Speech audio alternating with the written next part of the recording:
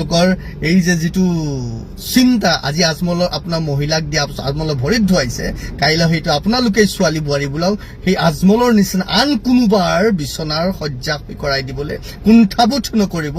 আপোনালোকৰ এই পুতৌজনক অৱস্থা দেখি মই কষ্ট পাওঁ।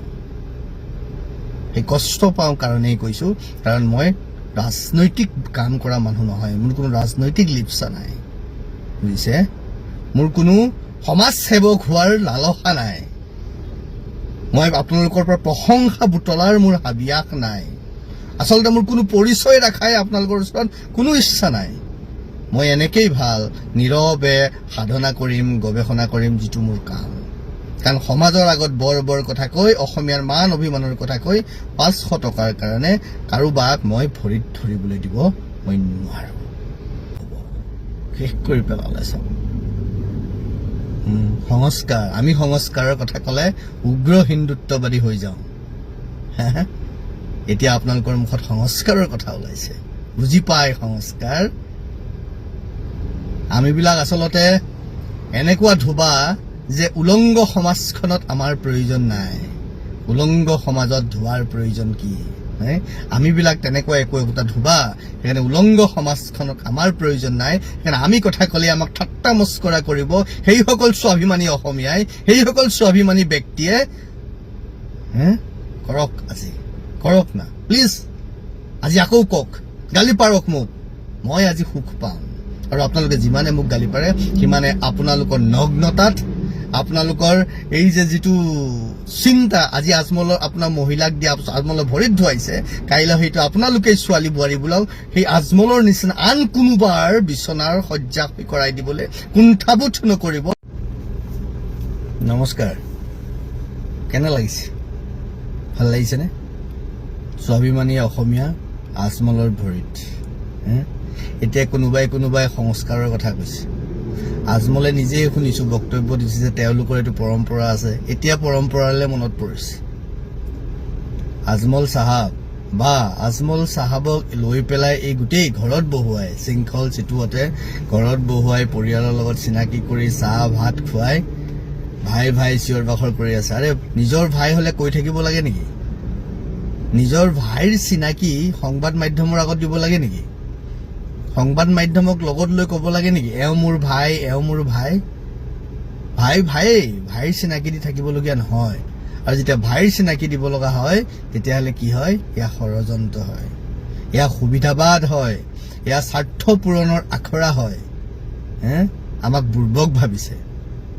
বোলে ৰাইজেহে কৈছে তাৰ পৰা মাটি দিব বুলি ছুপাৰ 40 বনাবলৈ আজমলৰ। ৰাইজেহে কৈছে তাৰ পৰা মাটি দিবলৈ বোলে ছুপাৰ স্পেচিয়েলিটি হস্পিটেল বনাবলৈ। এই যে মুখ্যমন্ত্ৰীৰ জন আশীৰ্বাদ যাত্ৰাটো যেতিয়া হৈছিল তেতিয়া যে বুলডোজাৰ বিলাকে যে ফুল ছটিয়াইছিল, সেইটো কোনে কৰিলে?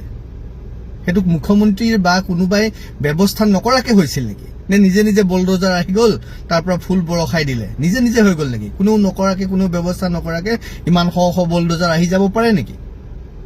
আমাক ইমান ষ্টুপিড বুলি ভাবিছে নেকি?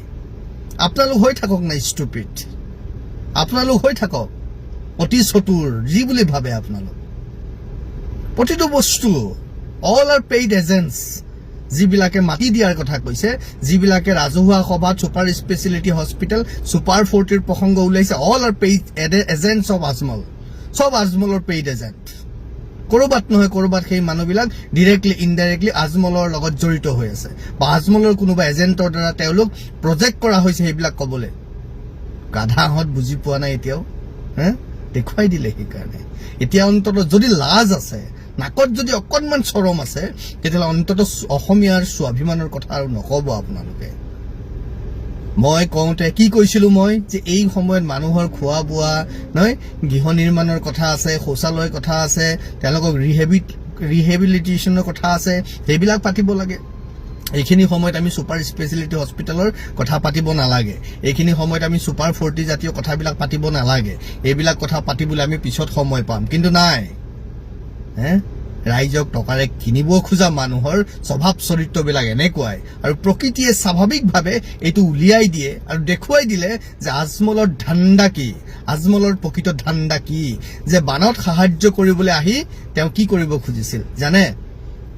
নাজিৰাৰ বেছিভাগ অঞ্চলত আজমলৰ বেপাৰ আছে আৰু গৰুবিলাক হাঁচি গছবিলাক আজমলে নাজিৰা এইফালৰ পৰা লৈ যায় তাৰমানে তেওঁ বেপাৰটো যাতে বেয়া হৈ নাযায় তাৰ কাৰণে আপোনালোকৰ মাজলৈ আহিছিলে হিন্দু মুছলমান আমি কৰা নাই হিন্দু মুছলমান ভাই ভাই বুলি প্ৰমাণ কৰিবলৈ গৈ প্ৰত্যেকজন মুছলমানে প্ৰমাণ কৰিছে যিমান আহিছে তালে মোক বেয়া পাওক না মোৰ নামত কুকুৰ পোহক আপোনালোকে মোক ঠাট্টা মস্কৰা কৰক কিন্তু তেওঁলোকৰ যিটো এজেণ্ডা 1905 চনত মুছলিম লীগ গঠন হোৱাৰে পৰা অসমক সেই বাংলাদেশৰ লগত আজিৰ বাংলাদেশ তেতিয়া পূব পাকিস্তানৰ লগত লগ লগোৱাৰ যিটো প্ৰক্ৰিয়া সেই প্ৰক্ৰিয়া আজিও চলি আছে কিন্তু কিয় আপোনালোকে বুজা নাই মই অনুভৱ কৰিব পৰা নাই 17 বাৰ মোগলক খেদা সেই আহোম ঠাইত আহোমৰ গৌৰৱৰ ঠাইত আহোমৰ প্ৰাণ কেন্দ্ৰ শিৱসাগৰত আজি অসমীয়া ব্যক্তিয়ে সেই ধৰণে ভৰিত ধৰিব লগা হ'ল কৈছে আমি মানা কৰিছো নহয় আৰে আমি ইমান বুৰ্বক আকৌ আপোনালোকেই মানুহক চাল চাতুৰে কব ভৰিত ধৰিবি দেই পইচাটো দিলে হে কাৰণ এইটো আখৰিক তৃপ্তি ল'ব লাগিব যে ভিতৰৰ পৰা চা অসমীয়া চা তহঁতে ইয়াৰ পৰা মিয়া খেদিছিলি তহঁতে ইয়াৰ পৰা মুছলমান খেদিছিলি আজি তহঁতে 500 টকাৰ কাৰণে মোৰ ভৰিত পৰিছ এইটো দেখুৱাই দিলে আজমলে বাহ অসমীয়া বাহ বাহ স্বাভিমান এয়া স্বাভিমান থপৰিয়াব মন গৈছে নিজৰ গালত আপোনালোকৰ স্বাভিমান দেখি আপোনালোকৰ মৰ্যাদা দেখি যদি অকণমান লাজ আছে নহয় সামাজিক জীৱনত আহি আৰু অসমীয়া স্বাভিমানৰ কথা নকব অসমীয়া মান মৰ্যাদাৰ কথা নকব